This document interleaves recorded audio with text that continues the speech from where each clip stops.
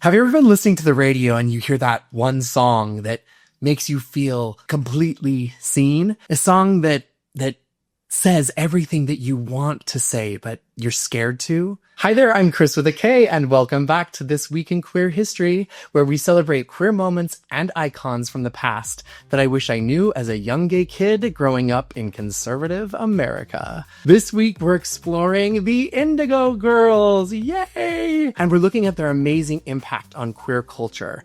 This week marks the anniversary of their groundbreaking debut album, Strange Fire, which came out on May 1st, 1987. Give it up for the 80s!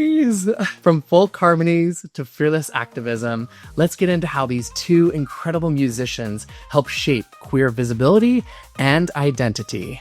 This week in queer history, stories told with love and glee. The Indigo Girls, made up of Amy Ray and Emily Sailors, burst onto the music scene with their debut album, Strange Fire, on May 1st, 1987, a time when being openly queer wasn't bold, it was revolutionary. Their music was rich with themes of love, identity, activism, and it quickly became a beacon for queer people looking for representation and understanding. Songs like Closer to Fine and Power of Two, they weren't just folk tunes, they were queer beacons of hope. These songs, they uncovered the struggles and the triumphs of queer identity, and they were very honest, they were heartfelt, and they were full of self-discovery and acceptance. And if you were queer or questioning in the late 80s and the early 90s, the Indigo Girls were most likely your soundtrack, and they guided you through your journey one song at a time. And if you haven't seen the movie Boys on the Side, do it now. There's a moment when the Indigo Girls song Power of Two comes on that you will be bawling. I definitely was. Or when Closer to Fine starts playing as Barbie escapes Barbie Land in Barbie. The Indigo Girls are the essence of freedom and possibility. But beyond movies and music, the Indigo Girls used their platform to fight for LGBTQ visibility during a critical time, the height of the AIDS crisis. Coming out publicly was no small feat in those days, and yet Amy and Emily took that step courageously. Knowing their visibility could inspire change, their advocacy extended into areas like women's rights, environmental justice, and indigenous issues, showing us the importance of multi-issue activism, something that we have to remember these days, especially when we're trying to all come together and fight fascism. One really significant part of their music was its exploration of nuanced queer relationships. The Indigo Girls beautifully expressed these really complex relationships, which were often overlooked by mainstream artists of the time.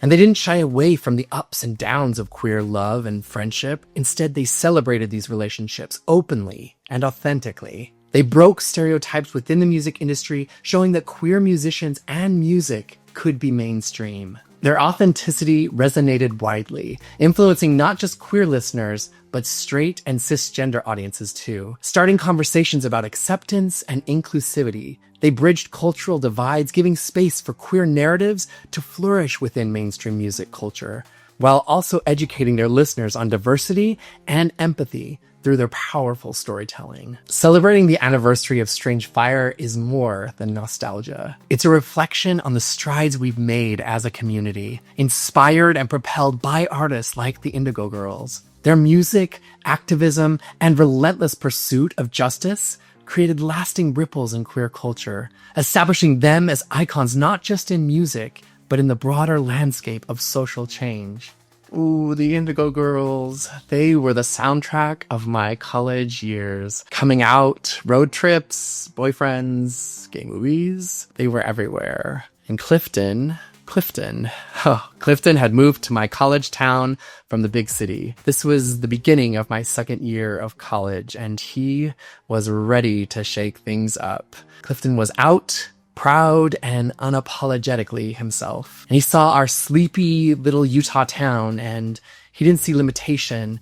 he saw opportunity. So he immediately formed Pride, Proud Individuals Demanding Equality, the gay student organization on our college campus. And I still remember nervously walking up to the table at the club fair, and it was just him sitting behind the card table with a little pride flag and some flyers that'd been printed out on the copy machine. And my heart was racing and my palms were sweating. But I walked up and I saw a little contact sign up sheet and I put my name down. And I didn't know at the time how much that would change my life. But in that moment, I knew that I wanted something more than what I had. And Clifton's unwavering confidence and passion were magnetic.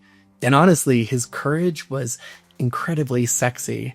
And I wanted to be around that. Through Clifton and Pride, I attended meetings, I volunteered, I spoke on panels all around campus. And soon we were spending a lot of time with each other outside of club events. And I found myself really falling for him. And one night, after a really long day of classes, I found myself at his apartment.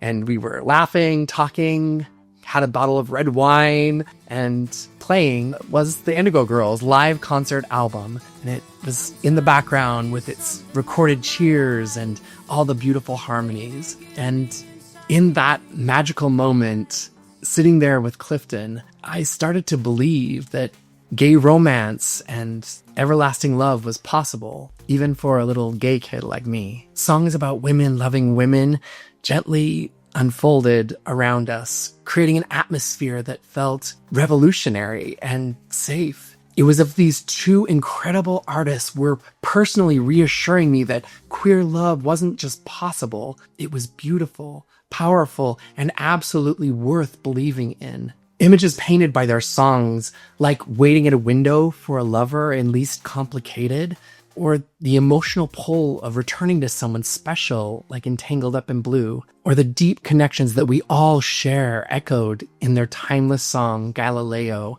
They all filled my heart with hope. The Indigo Girls weren't just musicians to me. They were mentors.